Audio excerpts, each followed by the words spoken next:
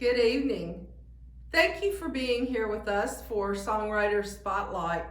We're coming to you from the West Tennessee Delta Heritage Center in Brownsville, Tennessee, home of the West Tennessee Music Museum, bluesman Sleepy John Estes' home, as well as the Tina Turner Museum.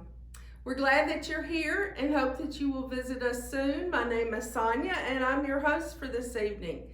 So now if you will help me welcome Jackson, Tennessee's Willi X Evans. Willi, thank you so much for being here this evening. It's a pleasure to have you here. I can't wait to hear your music and some of your stories, but first, tell me how you got started in music. When I got into music, oh Lord, when I was 5 years old, when I was just a little kid, I was singing at church. And in fact, I have a couple of records that the choir director at Southside High School, Mr. Robertson, great guy, took me to Memphis and we recorded these little 45s. And I still have those when I was a little kid singing. And so that's how I got into music, singing in church. My mother said I came out singing, and I finally started getting up in front of people at 5 or so. When did you start playing the guitar? That came about 13 or 14. I'd had some when I was 11 or 12, and they had the neck about that far from the strings, so I decided it was a good idea not to play it at that time until I got one that I could actually press the strings down on, and then I got a decent guitar and started learning it. And I really bloomed when I moved in. Well, I won't say bloomed, I'm just an adequate guitarist. But when I moved in with Tom Price, we were roommates during college, and of course he was a great music teacher in Jackson, and he taught, we played every day for hours and hours, and that's how I honed the skill of guitar playing. Well, what about songwriting? When did you start writing your own music? Wow, I was 6 and I was at the piano and I hit these notes and I started singing some words to the notes, and of course I wouldn't play that song. I still have it in my head, but I never developed it. It was just a little simple melody, but I knew that I liked the creative part of it, the part of something that everybody else was singing this, and I want to sing it. I want to do it. I want to do something different than that. I want to sing my songs. So that's what I did a lot. And I've done it for years. I've been blessed doing that. We were doing covers when I was a young kid back playing in rock and roll bands. We always did covers and such. But then Tom and I got together and we started doing songs I was writing, and been in a lot of groups and written songs specifically for that group, like the group Half Past Memphis. We were around here for a number of years, and all those songs, I wrote most of the lyrics. Steve Patterson would write some of the music. I wrote other parts. I wrote the whole song, but he was a collaborator. And then a lot of times we would do it as a band, sit down and work out a tune. So that's how I learned the importance of working with others, being able to write songs with other people and sit down and listen to what they're coming up with and, contributing something to it. Well, what's the first song you're going to play for us? First song that I'll play, this is an old song. I recorded this years ago at Chuck McGill's studio. And his wife Paula sang on it. And it's just an old song that I said, hey, I hadn't played this in years, and I'll play it. And the funny thing about this song, it was written about my brother was going through a divorce, and so it was written about that situation. Little did I know that 2 or 3 years later, I would be the one going through the divorce and living these words. But you know, it's a sad song, so I've learned that you don't always want to write sad songs from other artists, but this is it, and it's called I Don't Love You Anymore.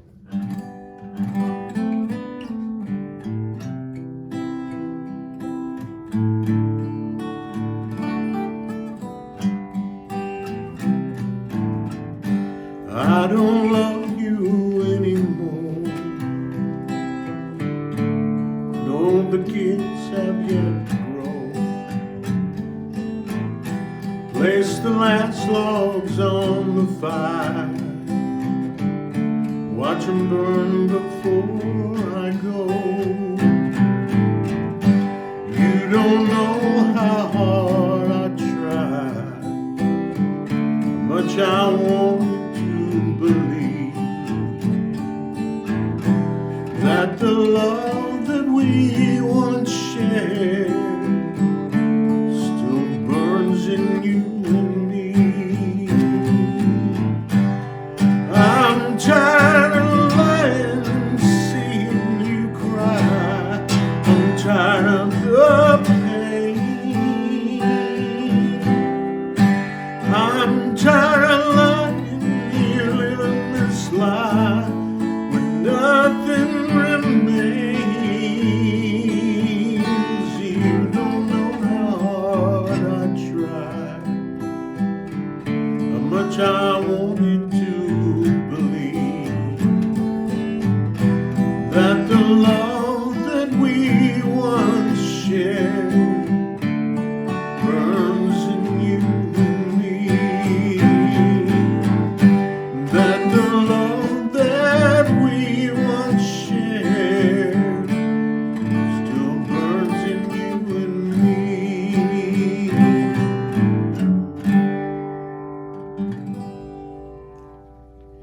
Well, let's talk a little bit about your songwriting process. What inspires you? What inspires me? Stories, things that happen, things I see, and music. I've written because of a certain style of music, and then I'll be come up with an idea for music and get with another musician, and if I'm co-writing with somebody, I'll you know, either they come up with the music or I come up with and then they want me to do the words, or I come up with a little bit of the music and then we hash out the rest of it. So it depends on the environment. And like I said, for one group, we had a female vocalist, and so when I was writing those songs, I was thinking about her singing those songs. So I wrote them specifically for what was going on with the band, what she was doing. And so it's a bunch of stuff that, you know, inspires you to come up with ideas for songs. So do you try to write some every day, or you just wait for that inspiration to hit you? No, I've written a bunch of songs. How many? Yeah, I couldn't tell you. I couldn't even begin to tell you. I've got just gobs of songs. 90, you know, I'd say 70-80% of them are ideas that I came up with, and I would have a portion of the song and I never fleshed it out. But I'm constantly writing, and the great thing is, the greatest thing that came along was because before that you had the little cassette recorder, and I was always had the cassette recorder, and I'd be talking into I'd hear some tune come through my head, so I'd start humming it. Next thing I knew, I was singing words to it, and I think those things, the recording devices, the iPhone was fantastic because, like I said, I've got hundreds of songs on that thing. That idea pops up, and you'll start working on it, and some of them flesh out into a song. How about playing us another song? Oh, okay. This is a newer tune I wrote, and I wrote this. It's not that new. It's 4 or 5 years ago. But anyway, so if you want to get political, it has no political meaning to it. It's just a song.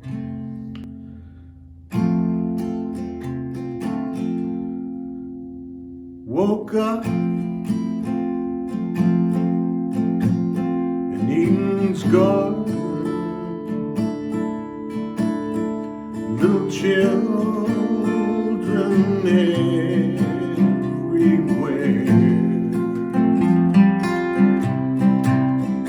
red, yellow,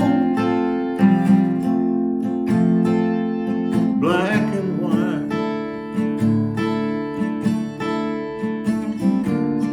The sun was shining through their hair. Pray for the little children. Let us pray for peace. Let us pray for the soul of man, for we all need some relief. And in these times of bitterness, where selfish men suppress the soul, lift the little ones above the rest, give them strength and help them cope, and pray for the good people. Lift them up if they are weak. Suffer those in bondage to themselves. Wish them well, then set them free. Pray for love. Pray for peace. Pray somebody up in here gets some relief. Pray for the children. Pray for this land. Somebody say a prayer for the common man. And all the newborn babies, may they inherit more than wind. Leave them more than garbage cans overflowing from our sin. May stronger minds prevail. May they take command, where we all share common ground with the common man. Pray for love. Pray for peace. Pray somebody up in here gets some relief. Pray for the children. Pray for this land. Somebody say a prayer for the common man.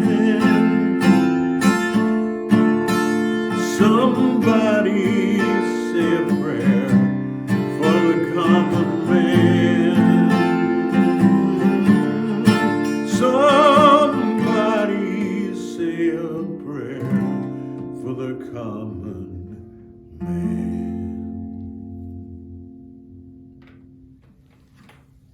What was the title of that song? Common man. Prayer for the common man. What took you from Jackson to Nashville? A woman. My wife, I wish she'd come along 40 years ago or better.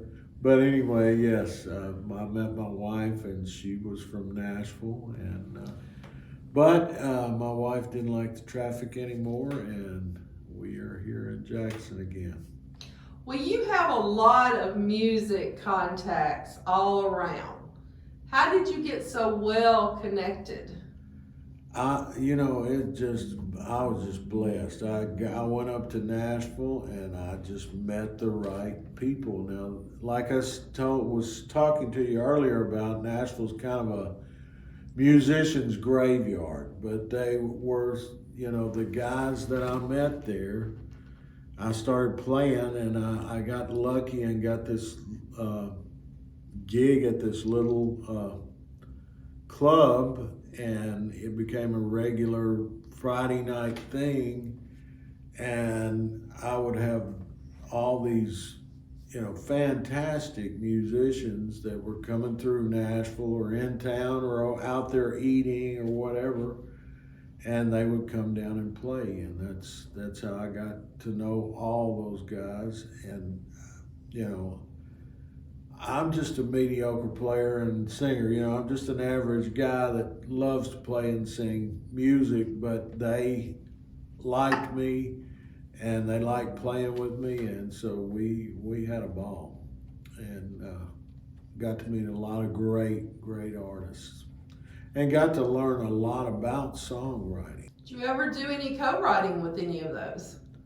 I do with a couple of them. Tim Carter, I've done. In fact, I'll play that song. That's a good song. And he plays with the Hayseed Dixie. I don't know if you're familiar with them. And he's got his own group called Damn the Banjos. He's a banjo player, and he's got an amazing studio in Nashville called the Treehouse Studio. But I co-wrote a song with him, sure did. And he was, what I did, actually, I had the song, and he started listening to the lyrics, and he said, that's kind of down, man. He said, we want to be, because it was about, I don't know if you remember the little girl. She was flying in a plane up in Kentucky, and their plane crashed, and she survived. Her parents died, but she survived. She got out. She had this stick of wood, burning wood, and was walking through the bushes with that wood, and they found her alive. So it's a song about a very sad situation, but it's about her will to survive. And it's written, again, for a female to sing parts of, but we wrote it, and I'd written all these lyrics, and he said, man, you need to brighten that up. You need to make it a little more positive. He said, people want to feel good, and that's what we did. And he added a few lines that made it more upbeat, and I think a better song. And I've never recorded it, never gotten a female to sing it, and I need to. I've got to find, I just want to hear some lady sing the song, sometime, because that's what I wrote it for. That's how the song was written. This one is called In the Blink of an Eye.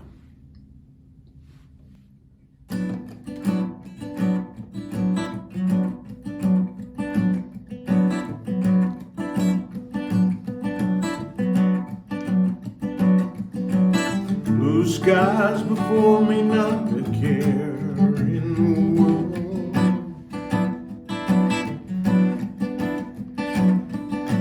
The ones that I love call me their little girl.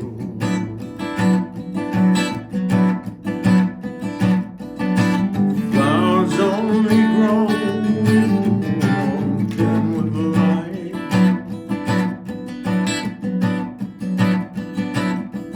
Can all wash away in the blink of an eye.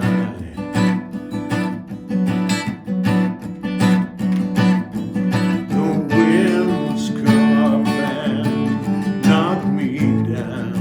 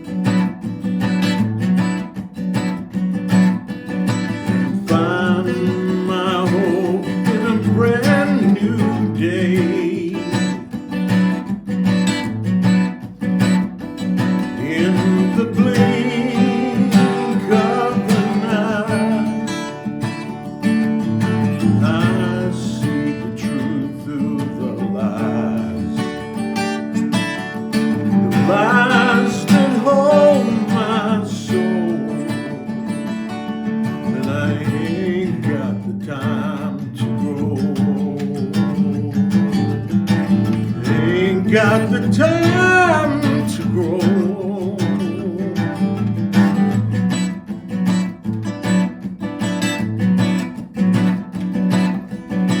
I thank my Father for what I've learned.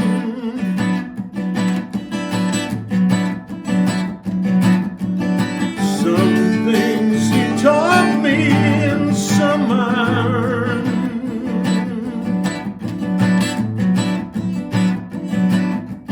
By grace, oh God, I'll live and die.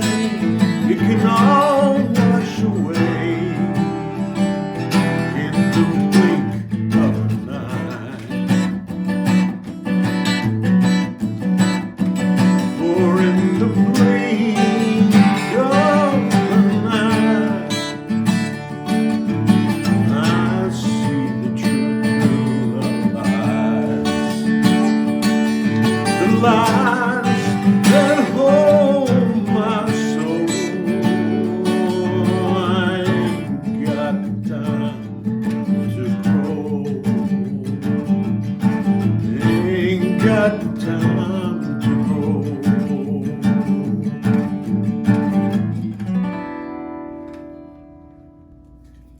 So, who are your music heroes, your musical influences?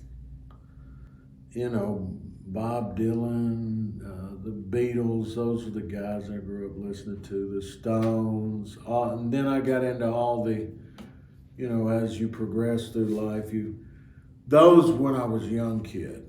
And then I got into college and started listening to Huddy Ledbetter and, you know, all the blues guys, Yank, Rachel, and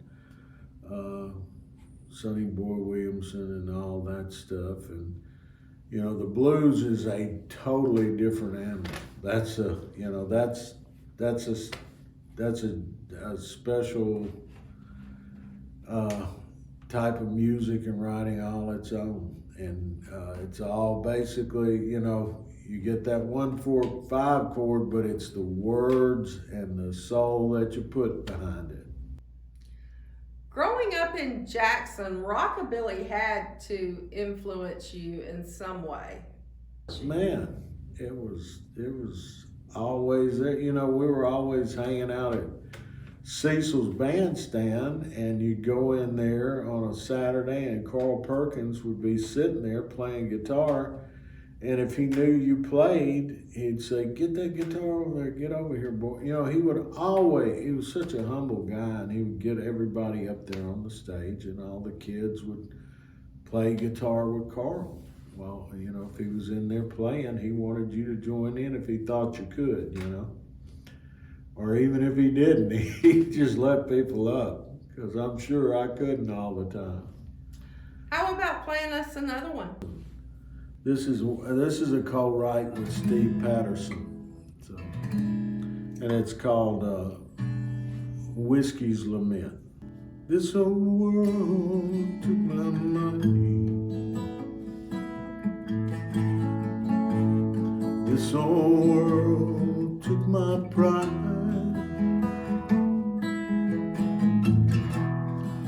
This old world left me empty.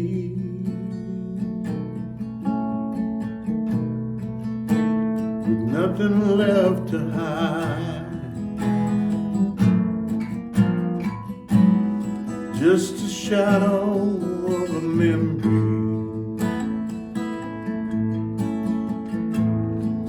lines the bottom of this glass.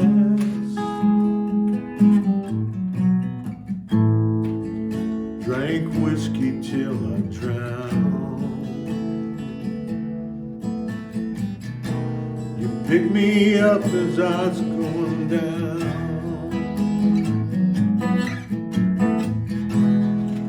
Well, it takes a lot of living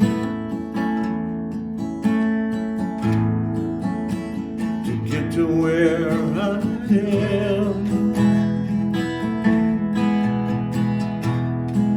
And it takes a lot of giving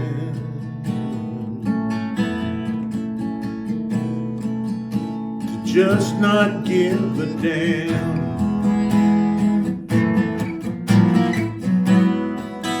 The music's lost its meaning. I'm losing every hand. Monday morning feelings coming round. You picked me up as I was going down.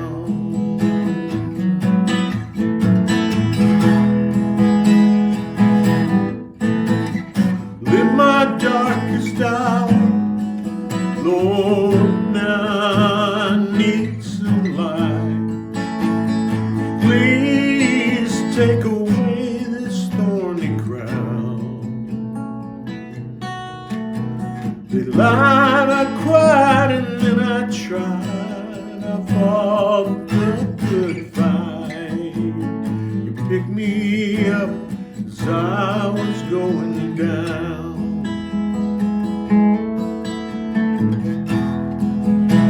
They call me faded glory. They threw me to the wind. It's hard to prove them wrong when the bottle's your best friend.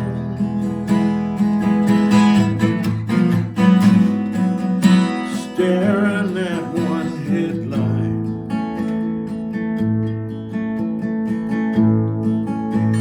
helpless on the track. You turned it all around and picked me up as I was going down.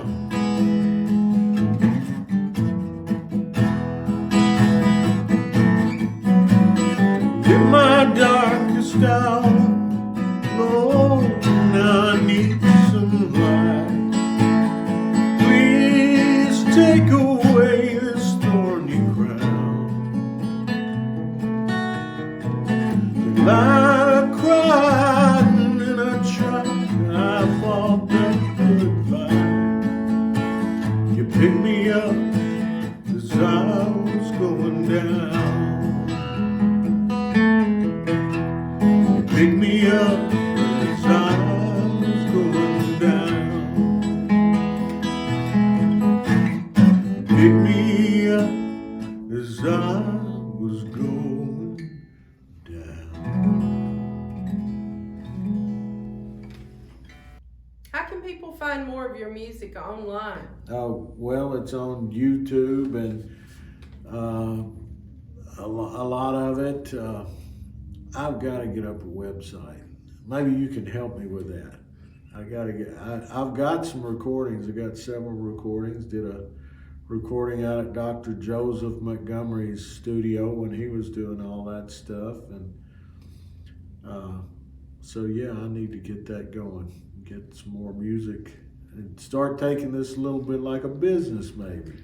Well, is it Willi X or Willi Evans on YouTube? It's Willi X Evans on YouTube and it's Willi. And I got that name legit. My father he got in an argument with the nurse when they were putting it on the birth certificate, wrote down 2 X's. And so when I was going out of the country in college, they said, you don't want to go to Panama as XX Evans. So I put down Willi and I kept an X, and that is my legal name. Thank you all for joining us this evening. I hope you've enjoyed Willi as much as I have, and that you will look him up and learn more about his music and more of his songs. And please join us again in a couple of weeks when we will do another Songwriter Spotlight. Willi, thank you so much for being here, for coming to Brownsville and being a part of our Spotlight. Have you got another song that maybe you could tell us the story behind and play us out on? Oh, this one just it's one of those, I just wanted to have a jam song, like a blues kind of jam. So, and it's not really jazz. I mean, blues is more kind of a jazzy, chunky blues. You know, I guess the blues can be anything, but it's my attempt at writing a jazzy blues song that guys could jam out on. And I do have that on a recording with Steve Patterson and Jimmy Taylor and Chris McCrudden, who's got Pop's music in Jackson. So we were all playing on it, and it's a pretty good recording of this song. It's going to be a lot better than I do it here, because it's written to have, you know, lead guitar and harmonica and stuff coming in. So it was written for the purpose of being played with a band, obviously. But I'll play it because it's off that recording I did with Dr. Joseph. Oh, and it's called Save Me From the Blues.